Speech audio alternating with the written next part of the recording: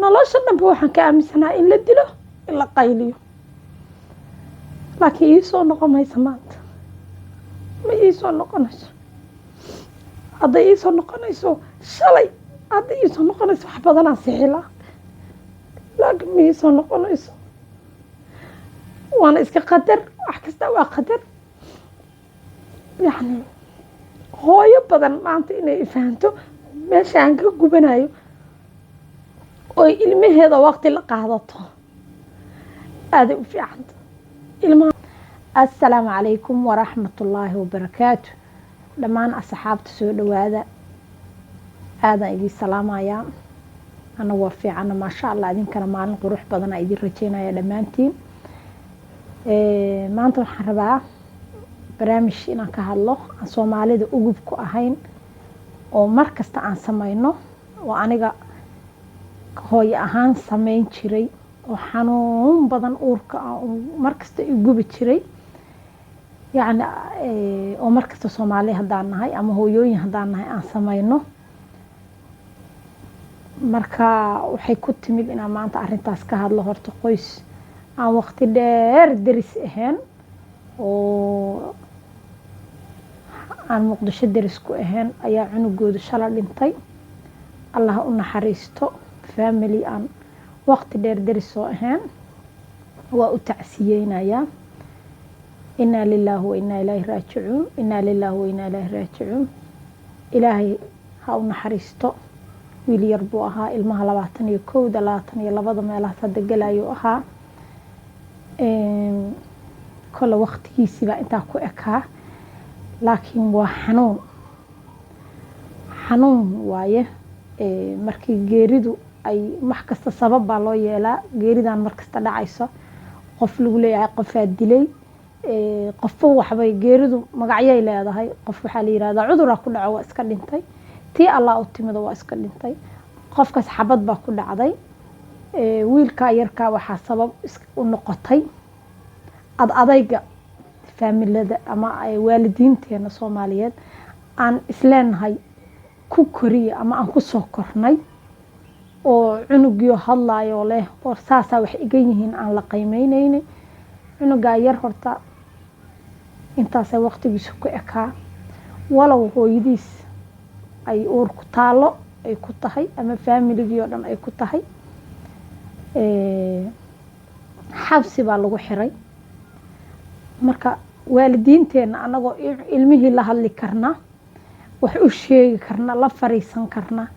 dhihi karna wax hadday sababi dhacday ama wax maqnaadeen ama wax la waayey waxaasi xaggee ku lumeen xaggee aadeen waqtigee kuugu dambeysay ayadoo la dhihi kara ilmihii ayaa waxaa nooga fududaata ii xira xabsi ii geliya hala jajuubo halaga dhaco hala xiro xabsi waxba ma soo saa'idiyo waxna ma keeno ma aaminsanin inaan ilmaheena la fariisano ma aaminsanin ilmaheena inaan hadal wax ku dhammayn karno waxaan aaminsannahay waalidiinta soomaaliyeed haddaan nahay inaan dilno oo dil wax ku tarbiyeyn karno waxaan aaminsannahay inaan waqtigeena dhan aan gelino cunuga inaan dilno tunno jajuubno aanan cunuga waraysan hadalkiisa aanan waxba ka soo qaadin cunugaa yar sidii la ii sheegay lacagaa luntay oo la waayey taleefankiisay kusoo dhacday waa aragtay muqdisho ay fiiseega qofbaa intuu ogaado kaala bixi kara cunugii waa la weydiiyey wixii lacagtaas meelay aadama aqaan kuwii lacagta iska lahaa oo shalah lahaa noo xira maanta waxay leeyihiin lacagtii waa cafinay waa la tacsiyeynaya waa la ooyaya laakiin qofka waxaa ka fiican intaada tacsiyeyn ooda noloshaas adag aada la gelin oo aada xabsi iyo dhib aada la gelin inaad cunugaaga la fariisatid wax yar oo la xallin karana aada nolosha meeshaas adag inaan la gaarsiin ka soomaali ahaan waxaan u badannahay in aanan wax ka soo qaadin ilmaha hadalkooda aanan ilmaheena la sheekaysan anaa ka mida oo hooyo ah hooyooyinka waxaan ahaa aaminsanaynba ilmaha in lala fariisto lala sheekaysto wala weydiiyo oo la yiraahdo waxaas xaggay aadeen marka waa xanuun markaadan in magaagi inta la fariisata aad la sheekaysanayna aad aaminsan tahay dil kaliya wallahi waa xanuun hooyooyinka Soomaaliyeed waxaa fiican iyo aabayaashaba xabsi waxa ma soo saa'idiyo wax yar oo shilimaado hoolumay ma ahan in xabsi la geliyo sidii igu maqaalaa waxaa la yiri aabihiis intuu xabsiga ugu tagay buu ku yiri aabba waa xanuunsanaa iga saar suu yiri kaa saari maayo wariyaa ku jir wariyaa xabsigaaga subaxii dambena isagoo meyd u yimi waa kolon waa malakamood oo saacadiisii ma dhaafeen oo wuu dhimanayaa oo waqti lagugu dari maayo laakiin waxaa xanuuna cunugaagii wax la xallin karo oo lagu dhammayn karo hadal oo la weydiin karo inaanan ilmaha aanan aaminsanaynba in wax la weydiiyo ilmaha in lala sheekaysto la yiraahdo wax walba hadal lagu xalliyo ma aaminsanin Soomaali haddaan nahay laakiin aaday muhiim u tahay aniga hooyaan ahaa ilmaha kaligay korsanayay aabii hooyo u ahaa noloshaba waxaan ka barta in la dilo in la qayliyo cunana la siiyo wallaahi bema idin sheegaya aniga xaliima ahaan nolosha dhanba waxaan u aaminsanaa in la dilo in cuno la siiyo in la qayliyo hooyooyin badan oo Soomaaliyeedna way jirtaa oo sidaa aaminsan sidaasaan kusoo wax koriyay ilmo kusoo koriyay diin kusoo baray maadi kusoo baray laakiin wax fiican ma ahayn ilmihii aan saa kusoo korinayay qaarkood waxaan isla gaarnay ilaa xitaa waxbarashadii ay diido oo waxbarashadii ka cararaan ordaan waxbarashadii diidaan qayliyaan derbiya tafaan dhib maraan rafaad maraan aqiiran yaa xabsi geli labood xagga la aad maalina iguma soo dhicin inaan inta la fariisto iraahdo maxaa jeceshahay maxaa hooyo jeceshahay maxaa waxbarashada ku diida maba aaminsan nolosha dhanba waxaan u fahmay inaan dilo waxay cunaana siiyo qayliyo in badan hooyooyin badan ay la qaba arrinkaas ilmaha in la qayliyo in la dilo cunana la siiyo waxbarashana loo diro kii diidana la dilo marka waqti markaan qayli cunugu wuxuu aaminayaa ama waa lagu dilayaa waxaa rabti samee ama waa lagu dilayaa ama waa lagu qaylinayaa maxaa kaa galay waxaa rabti bii waxaa rabti jajabi waxaa rabti samee kor la dilo koraa ka hara marka hooyo kasta oo maanta ilmo yar yar korsanaysa noloshan shalay aaminsan waxaan leeyahay hadda jaanis haysataa aan maanta aniga gadaal hadda u noqdo aan helaynin jaanis maanta aan isleeyahay yaa gadaal kuu celiya maanta aqliga haysatid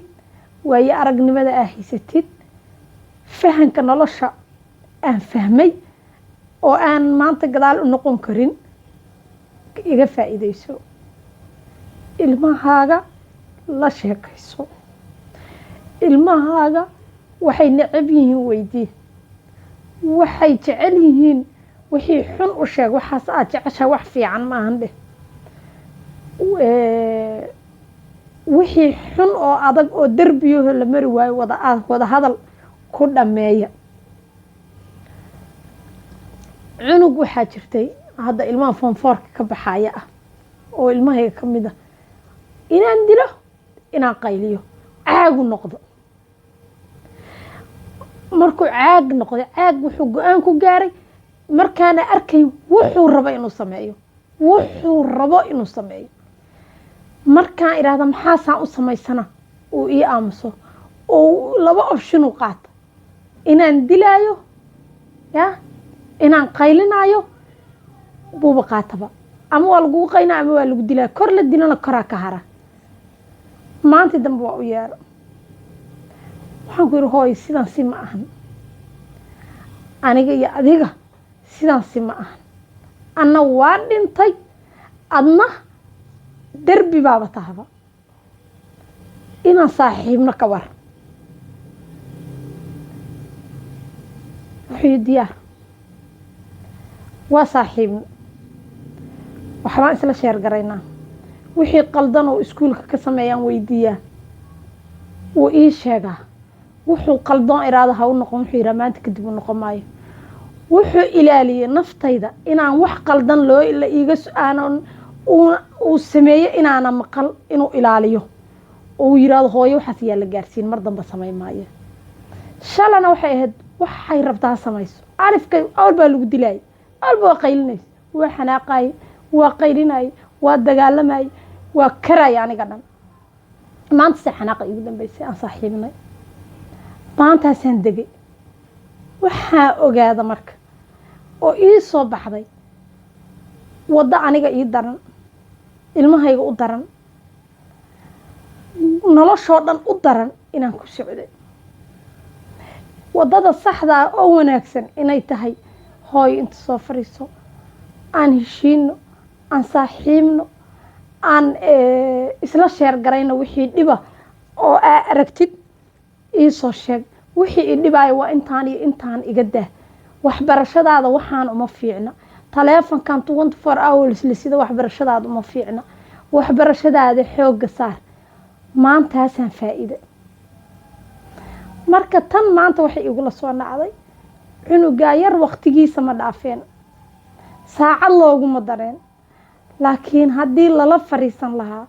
oo waqti la gelin lahaa yaa maanta uurku taalada ay labadii dhashay dareemayaan ma dareemeen maanta aabihiis xanuunka uu gudaha ku qarinayo uu dareemayo ama faamiliga ilmihii asaga la dhashay dareemayaan ama hooyadii dareemayaan wallahi cid dareemaysaa ma jirto haddii cunugaa lala fariisan lahaa lacagtaa meesha ku baxda la weydiin lahaa laakiin xabsi ii geliya ii dila loo dilaayana nafti ka baxday waalidiinta Soomaaliyeed ilmahaaga la sheekayso waqti la qaado waa isfahmaysin waa xaqiiq aan soo arkay ilmahaaga markaa waqti la qaato oo la hadasho waa isfahmaysin laakiin markaa tiraahdo waxaan wax ku xalinaa dil ama xabsi ama qaylo waxba halaabaya maahana wax saaidaya iyo wax u soo kordhaya ma jirto aniga ka hooyo ahaan nolol kale ma aaminsanayna xaliima ahaan waxaa aaminsanaa qaylo iyo dil wax ka sokeeya oo wadahadal ma aaminsanayn because noloshayda ma arag markaa aqligaysta 6 sano gaaray ilaa maalinkan 12 sano gaaray dil ku jira markaan karo ilmo dhalan wax dil inaan wax dilo la kaliya gacantaaba iga soo horeysay inaan dilo ilmahayga dhan waa wada daqdaqray maalin kasta ilmahayga waxaan cafi wax waaye wax fiican ma in aad nolosha dil kaliya ku xalisid wax fiican ma waalidiinta Soomaaliyeed qof kasta hooyo daawada waxaan ku codsanaa ilmahaaga la fariiso waqti la qaado dilin dilka waxa ma soo saaidiyo ilmahaaga maanta 15 sano gaaro haddaad saaxiib la noqon waa isdeysay cunugaaga saaxiib la noqo gabar hadday tahay wiil hadday tahay kulli maalinkay yar yihiin inaad la sheekaysti soo bilow waqti la qaadi soo bilow waqti isla qaad yacni gudaha xanuunka dareemaya waxaa ilinta iga keenaya inaa ooyo wallahi barabin laakiin faamiligaas maanta waxaan dareemayaa xanuun aan shalay kusoo jiray inay maanta sameeyeen cunugoodana waqtiga ma dhaafeen cunugoodu wallahi waqtigaa ma dhaafeen saacadiisa intaanay ku ekeen waxa waaye walaashii sahlan iyo walaalkay sandhool waa u tacsiyeynaya, ilaahay samir ha ka siiyo. laakiin kuwa dambe ilaaliya, kuwa dambe ilaaliya. ilmaha markay soo koraana weynaadeen waa isla egtihiin, hamiyaa ku jira, la sheekayso, la fariiso, waqti la qaado. dil iyo xabsi iyo qajajac wallaahi noloshu ma ahan, noloshu ma ahan, ma ahan noloshu. noloshu waa isfahan iyo isla hadal iyo isla sheekaysi. aniga Xaliima ma aaminsanayn